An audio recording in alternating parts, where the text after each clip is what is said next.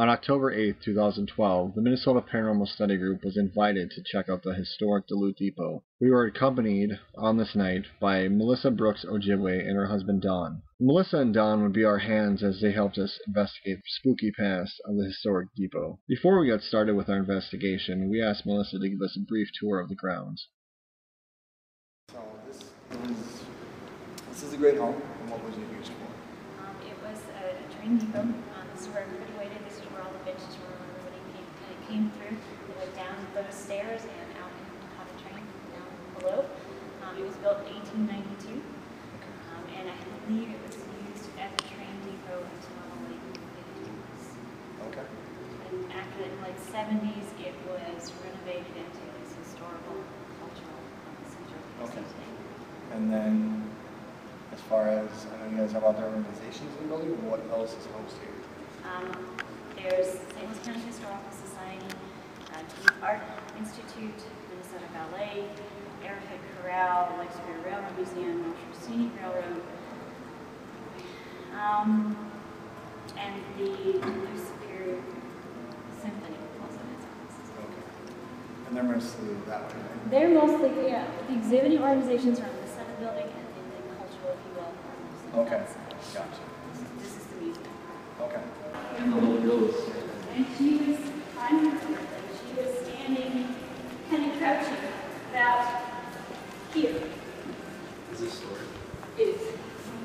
But the weird thing is that I have a data logger over on the other side of this, and they have batteries that last for months and months and months. That data logger goes out and goes down, battery-wise, faster than any of them. And at an amazing rate. It's like after like 3 months, I'm done, and all the rest of these last for 6, 7, 8 months. But this one goes down. So the Great Hall, this is mainly used for traditional purposes? Or? That's okay. We'll figure it out eventually. It's used for any number of events, weddings, dinner parties, wedding receptions. There are 8 organizations involved, and they can basically, for now, use the space for any kind of event. Okay. Empty bowls, lots of nighttime. Sure, sure. And when the building was originally built, do you know what it was used for? This right here was where they waited. So there were sort of rows and rows of benches, and this kind of gives you an idea.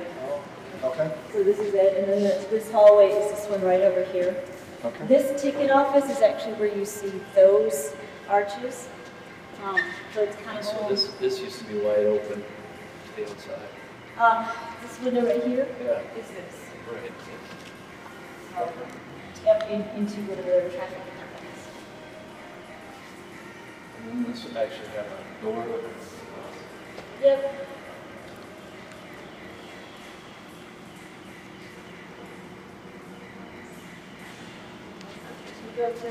Sure, whatever you like to take us. Right. This area, this is our forest history gallery, where we display basically lumber industry. But this is where my data log will go down battery-wise a lot faster than it should.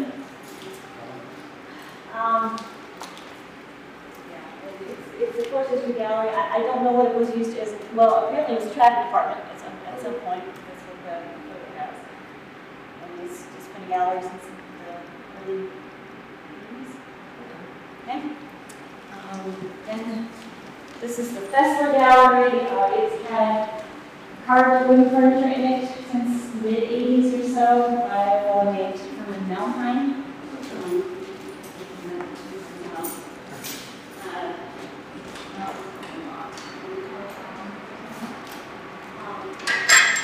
And then we did discover, though, that this back office here used to be the barber shop.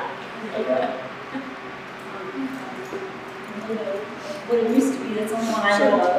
Okay. That's great. All right. Now, anything bizarre reported in that area? Or? Not that I know of.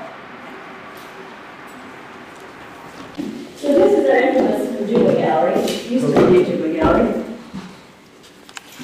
And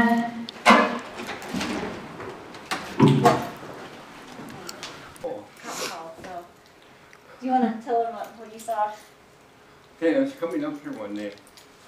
She opened the door. I stepped in first. The lights had not yet come on.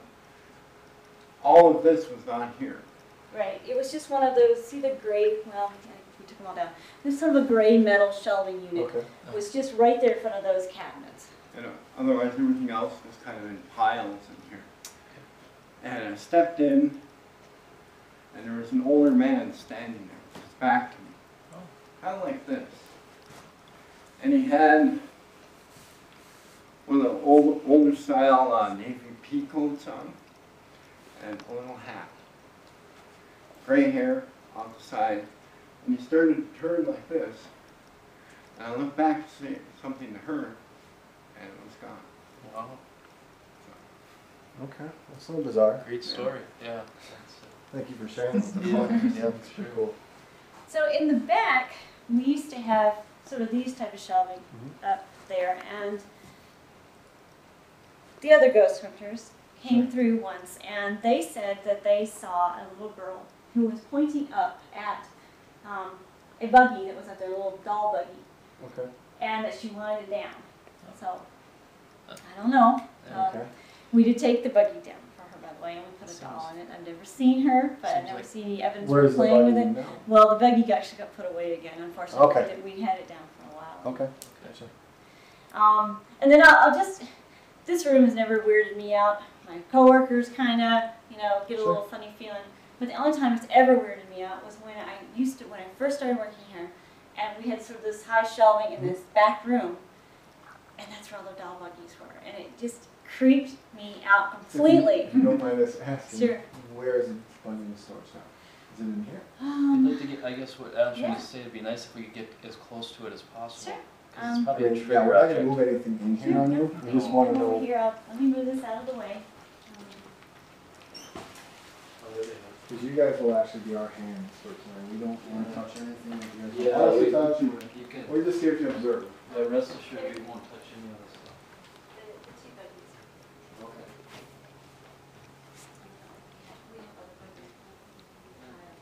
Is it okay to investigate in this room? Sure, it's fine.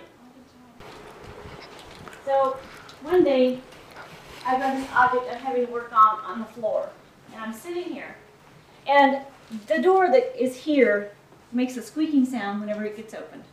And then people coming upstairs, thump, thump, thump, when they come upstairs. No. Nothing. I hear nothing. I haven't got the radio on or anything. I'm sitting here. And I get this, something's wrong, something's up. So I turn. The door has opened. Now, this door, anytime you open it, it makes a creak, it makes a clank, it makes whatever, because the doorknob. I always know when somebody's coming to this door. All I did was turn around, and it was open about this much. I hadn't heard the knob, I hadn't heard a clank, I hadn't heard a step or a door or anything. Sure. And I'm like, what the heck? And people come and look in this room all the time. We're up here working, and it's unlocked. It's no big deal. People, heads poke in, whatever. Nobody poked their head in. I got up, kind of slowly, but I got up enough to, and walked over, walked out the door. Nobody going down the stairs again. I didn't hear the door open there, so I know they couldn't have gone through there, because that's definitely an audible noise that you'd notice. And again, nobody going down the stairs, so I don't know who it was, but Okay. this is the boardroom. Okay. And the previous folks that were in here investigating, one of the girls came in and supposedly a clairvoyant, and she was picking up that there was a meeting going on, and they were really unhappy that there were people disturbing them, and she made everybody leave the room instantly. Oh. That's the last of my ghost stories here. Okay.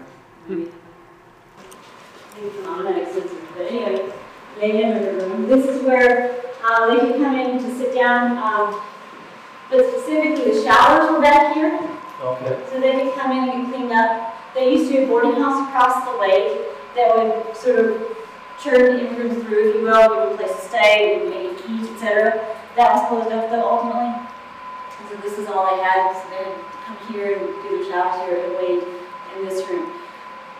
I'm assuming that non-English speaking or very little, that's where you end up coming from the old country, you end up here. Everybody else who's lived here forever is kind of going through this area up in the Great Hall, but the immigrant folks were here.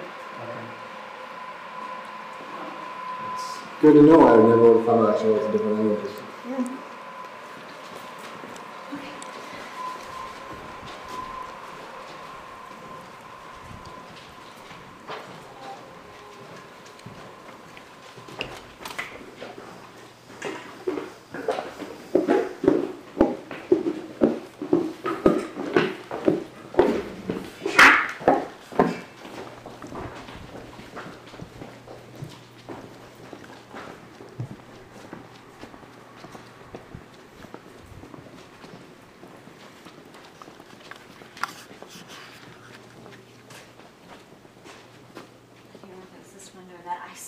was a window that had frames. It had the, Sure.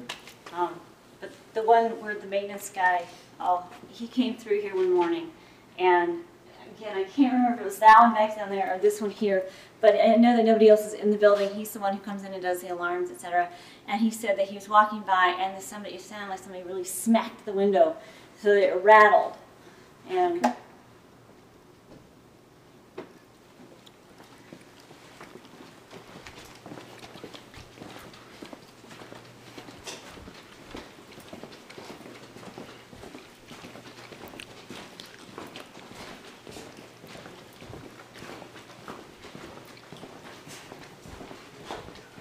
hey, honey, do you remember the video from the previous ghost guys? Mm-hmm.